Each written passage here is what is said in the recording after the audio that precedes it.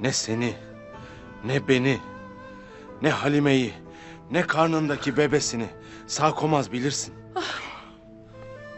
Sungur bunu bile bile sulh için onu salıverelim diye elinden geleni yaptı.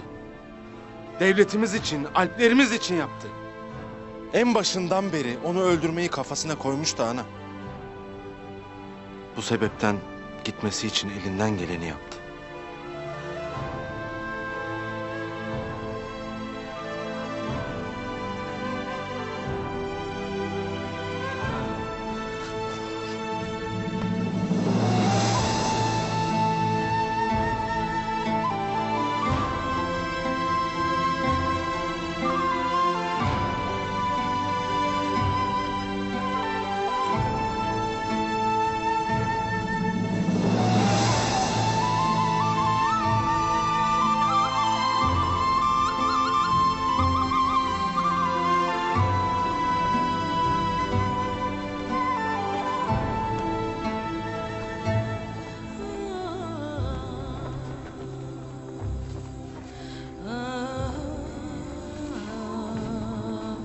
Haydi kardeşler.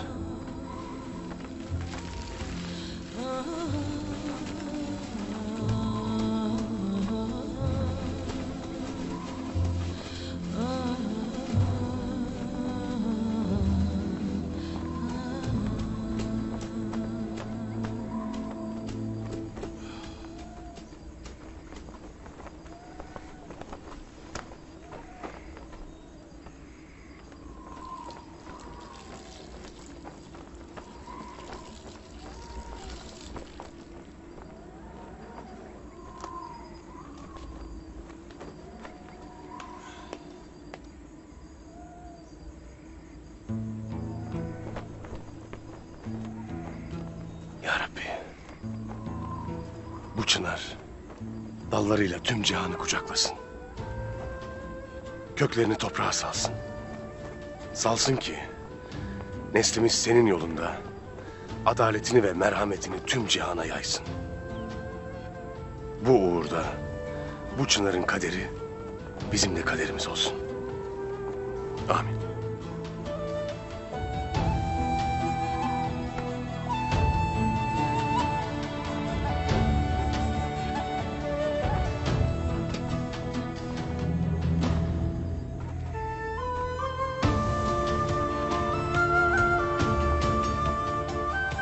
Güneşi bayrak, göğü çadır eyleyeceğiz.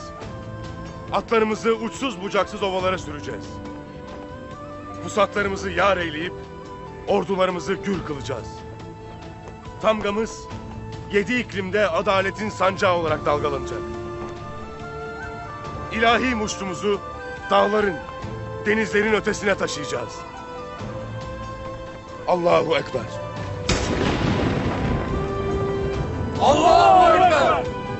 Allahu Ekber! Allahu Ekber!